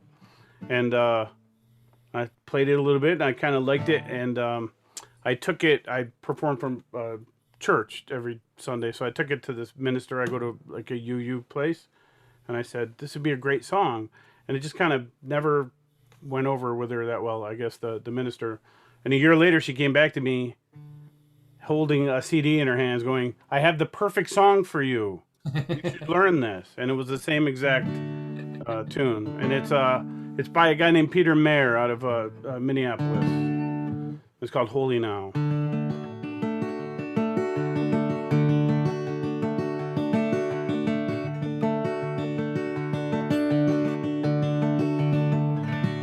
When I was a boy each week, Sundays we would go to church, pay attention to the priest.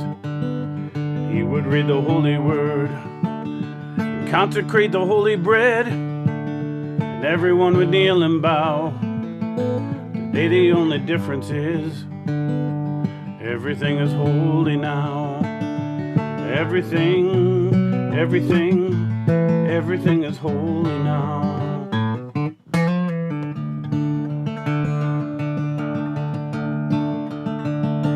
When I was in Sunday school, we would learn about the time Moses split the sea in two, Jesus made the water wine. And I remember feeling sad that miracles don't happen still. But now I can't hold back, 'cause everything's a miracle.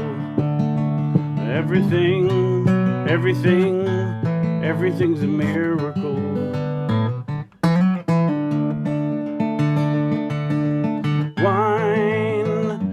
Water is not so small, but an even better magic trick, 'cause anything is here at all. So the challenging thing becomes not to look for miracles, but finding where there isn't one. When holy water was rare at best, barely with my fingertips. Now I have to hold my breath like I'm swimming in a sea of it. Used to be a world half there, having second-rate hand-me-down. Now I walk with a reverent air, 'cause everything is holy now.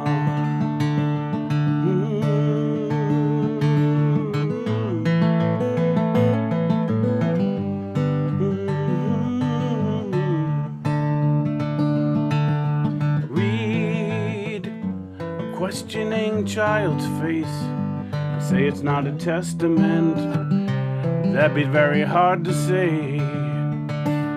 See another new morning come, say it's not a sacrament, tell you that it can't be done.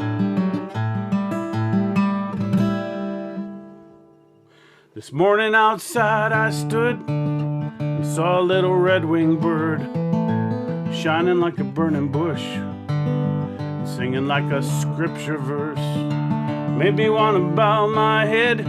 I remember when church let out, how things have changed since then, 'cause everything is holy now. Used to be a world half there, heaven's second-rate hand-me-down. Now I walk with a reverent air, everything is holy now. Everything is holy now. Everything is holy now. Everything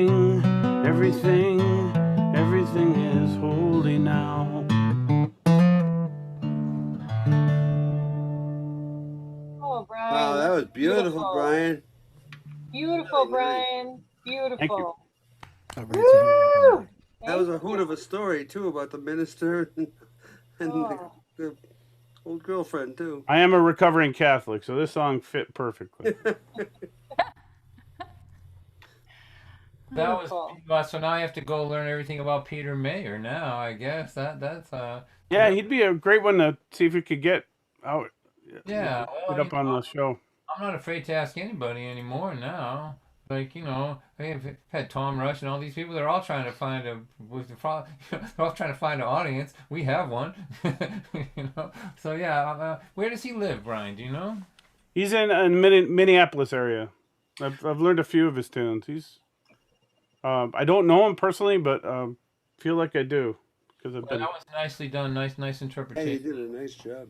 One more time for Brian Dozer, please. Hey, Brian, great job.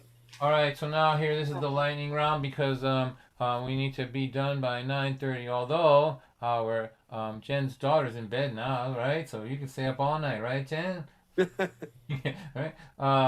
It was So so cute. this is the lightning round, which doesn't mean you have to do a 1-minute song, but we're accumulating now every week a list of songs that we would encourage you not to play. So let's see: Alice's Restaurant, Inagata Davida, the long version of Whip and Post from the Allman Brothers. Let's see, Desolation Row, the 12-minute version. What else? Magic Bus, who? Well, Magic Bus isn't that long a song. You could do that. Oh, I heard him do Bieber. it for hours. All right, and but aside from that, do what you want. So let Everett, on your mark, get set, go, singer songwriter, go.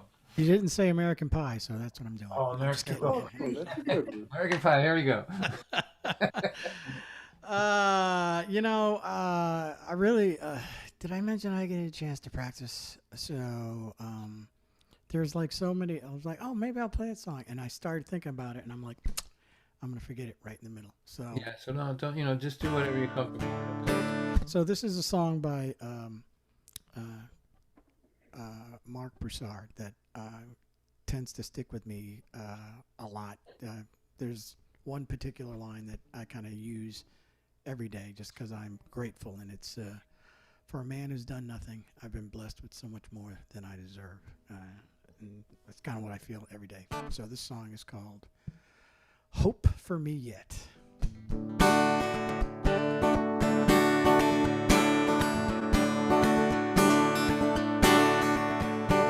I could bless the water, but it wouldn't turn to wine. Paint a picture of a sunset hanging there in your eyes.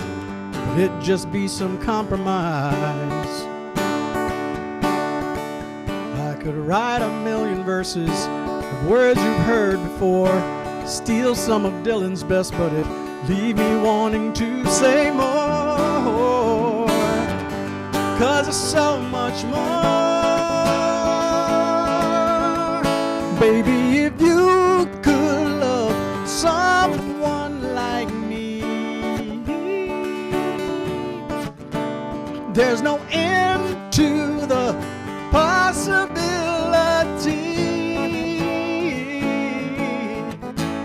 Hopes and dreams push away the pain and regret, and loving you just lets me know there might be hope for me, yeah. Hope for me, yeah. Sometimes when I look back, I don't even know myself. It blows my mind to think that I found faith in someone else. Baby, your grace is something else. Yeah, yeah. If you could love someone like me, there's no end to the possibility.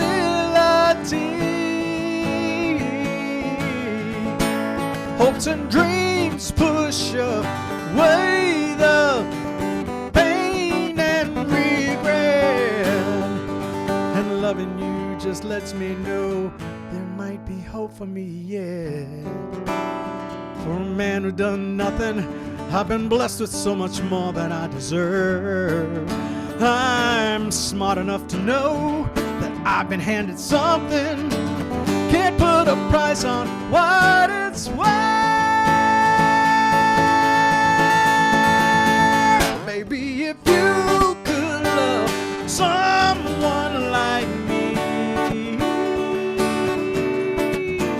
there's no end to the possibility.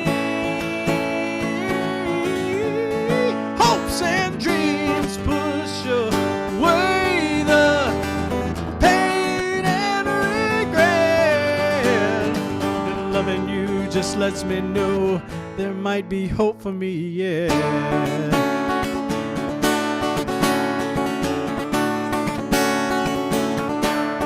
Hope for me, yeah.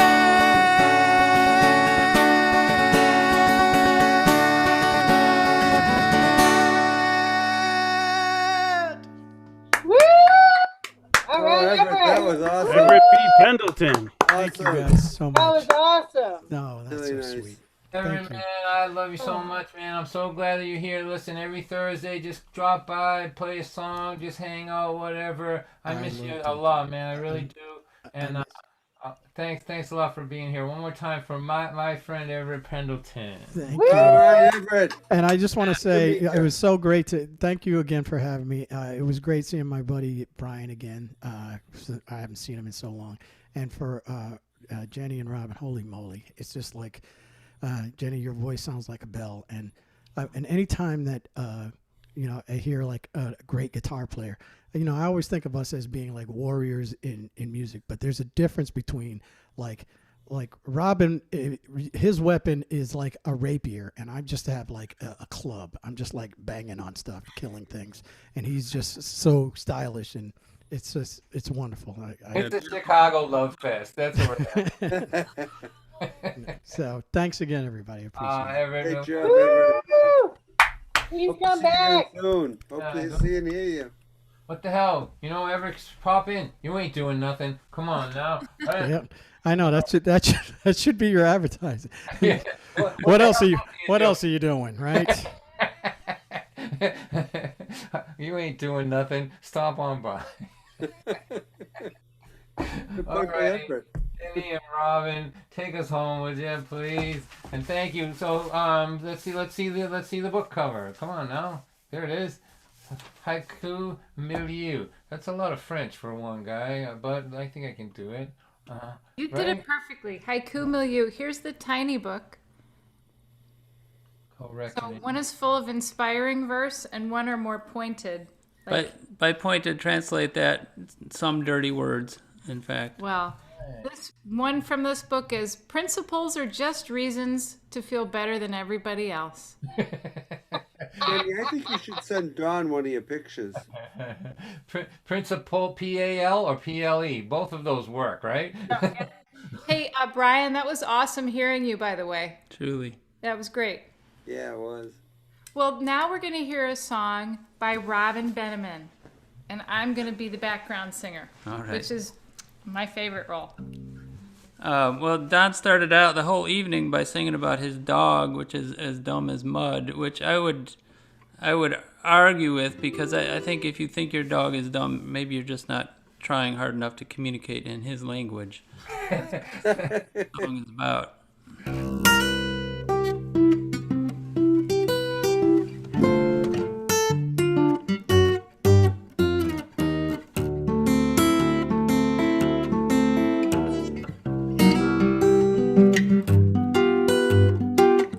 I call my cat by a different name every day. Well, I like to keep him on his toes and his laziness at bay. Someday we'll find one that he knows, and he'll turn to me and say, these sounds that come out of my mouth and from my tongue have nothing to do with what I think about all day long. Why don't you stay home from work today? Why don't you sit in your favorite chair and play my favorite song? That's what I think about all day long. Why don't you rub me gently under my chin again and again? Why don't you run hands through my hair? That's what I think about all day long.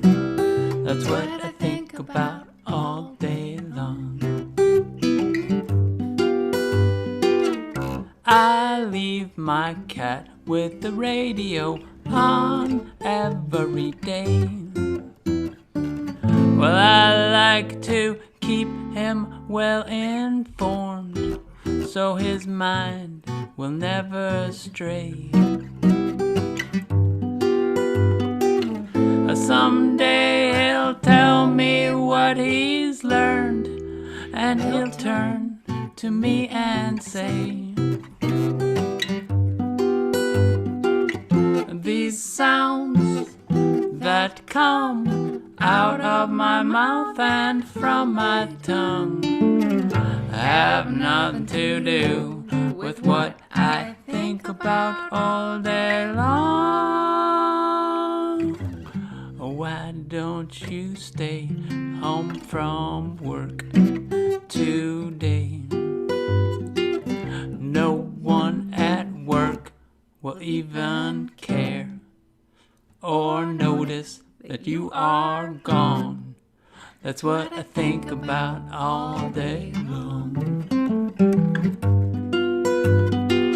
Well, I know what's best for you and where you belong. Why don't you just stay here? That's what I think about all day long. That's what I think about all day long.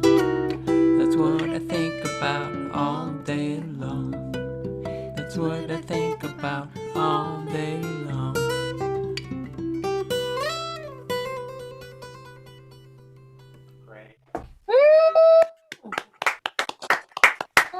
Thank you guys. So happy to be here tonight. Thank you. Thanks for So having great. us, Don. Penny and Robin, that's beautiful.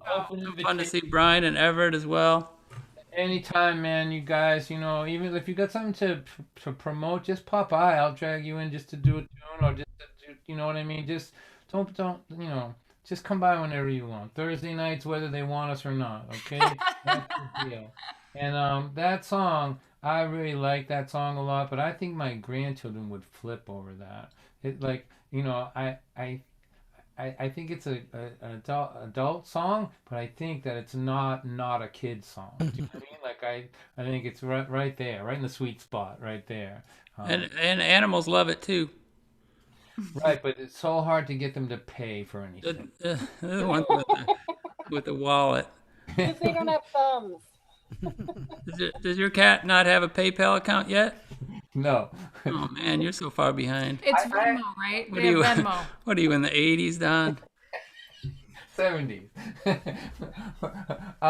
My cat is a part coon cat. He bites my grandchildren. He's a homicidal. I have a homicidal cat. I love him though.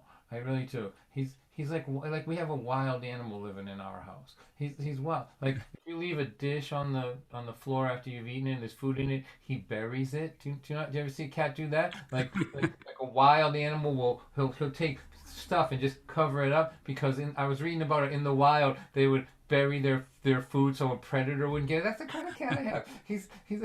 He bites my grandson. He bites everybody. Nice. I love him. He's the best. And no mouse has a chance in this house. Not like there's no. The word got out, and there hasn't been a mouse within 2 miles of my house in the last 2 years. So, 2 miles.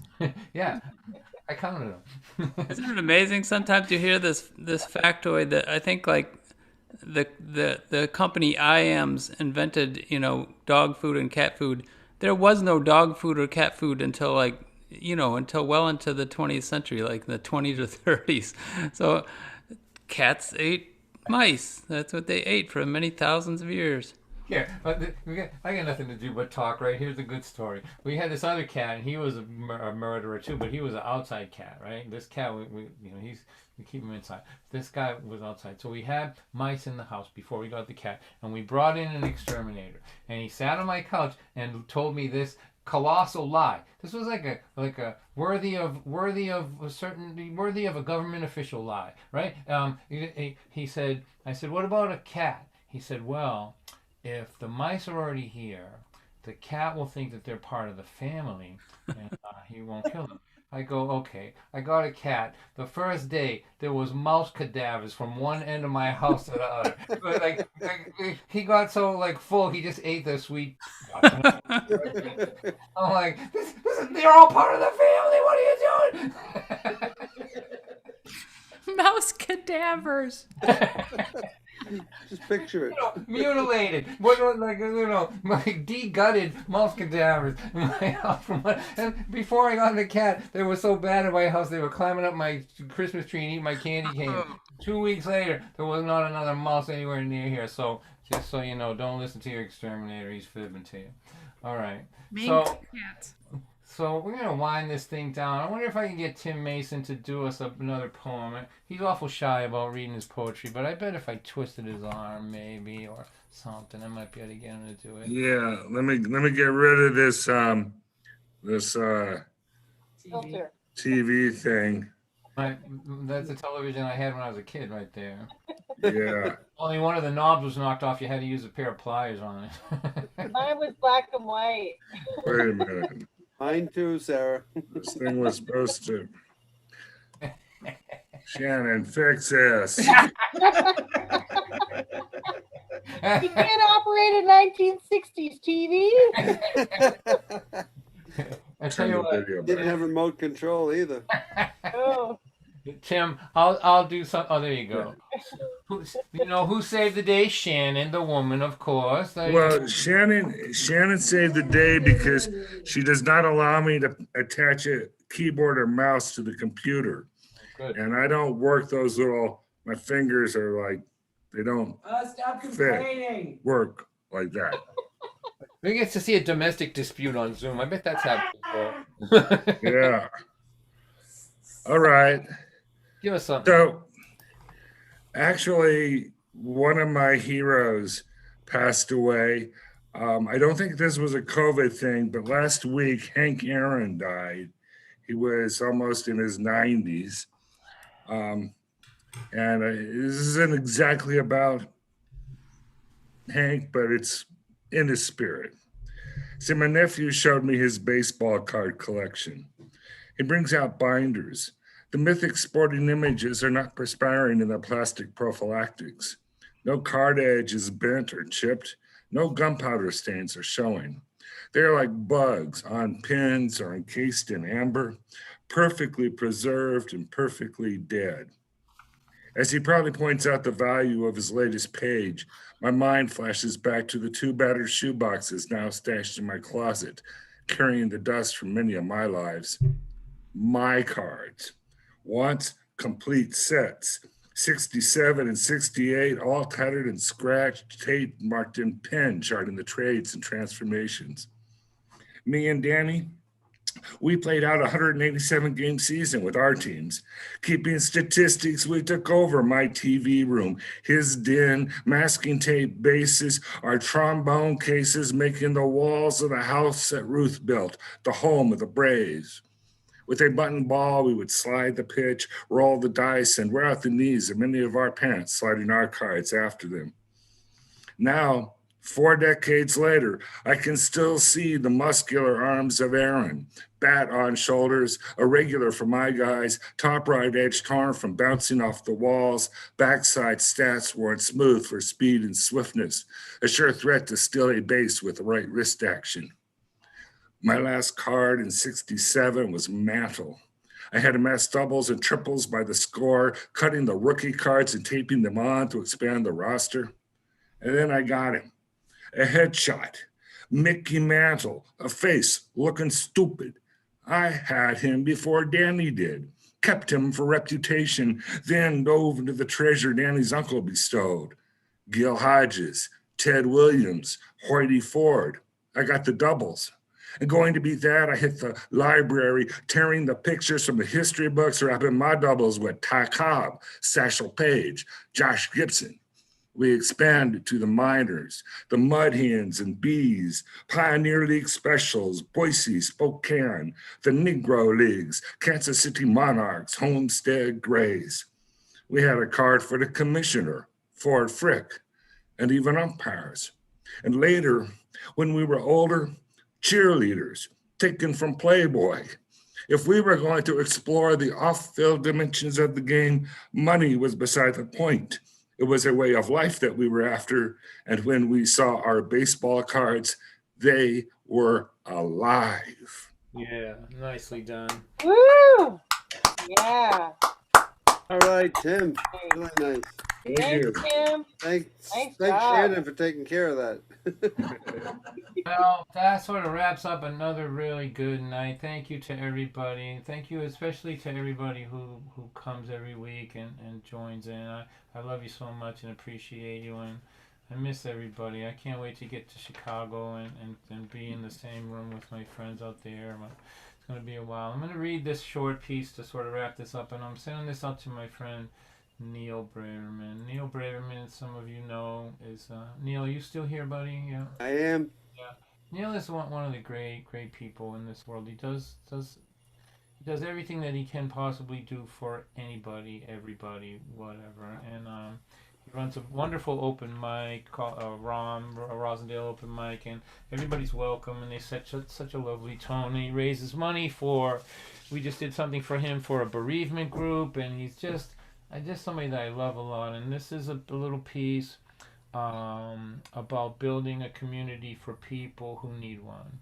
And I wrote this for Speak Up, which was the open mic that I ran over here, which was geared for homeless kids and people who wouldn't go into another spoken word thing in a church or anything. So we were able to get them to come over to our world and find their own voice. So thank you all for coming. This is called The Girl in the Corner.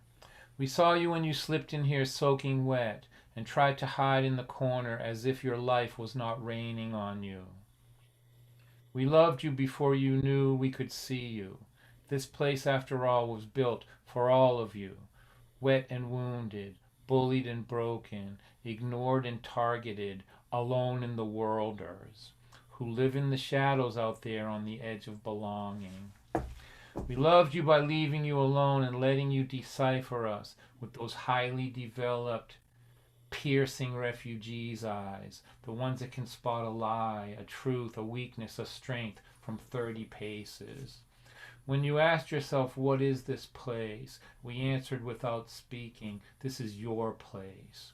When you asked yourself, who are these people? We answered without speaking, welcome home. Into the cement that we used to build this community, we poured the knowledge that all human beings need to belong and to contribute. You belonged at the minute you entered, you contributed at the moment you found your voice and used it to show us the world behind your eyes. We love you. You deserve it. That was beautiful, Don. Thank you for that. All right, you're all... Okay, so I'm going to do a Valentine's show. I know it's a busy night, but I decided that I'm going to do it today. So keep that in the back of your mind. I think I'm going to ask people to send me photographs of them and their sweethearts, and maybe we'll do a little bit with that. And my cat? Yeah. Quit bragging, Dozer. We want the G version of that, not the R-rated version of you and your cat. But yeah, so I'm gonna do and Brian's gonna work the show that night. So keep that in mind. And aside from that, we're here every Thursday until it's just me. Like as soon as it gets so it's me and Brandon, then I'll give it up. As long as Don't think it's getting there anytime soon, my friend. Well, you'd be surprised. There's a lot of people that don't like to come on Zoom that will watch from afar. You know what I mean? That they're intimidated by having to talk to me, have to look me in the eye. But I love you all and thank you. And so we don't just shut the thing off because it's too abrupt of a way to remind. It's an abrupt way of reminding ourselves of how alone we are. If I just hit this button and all of a sudden there's a big white screen. So I'm just gonna throw this in the gallery view and say goodbye to you all. You can all say goodbye one at a time if you. We're still streaming too, by the way. Oh yeah. So Brandon, can you take care of that? Brandon. Goodbye, Facebook. Goodbye, Facebook. Goodbye, YouTube. See ya.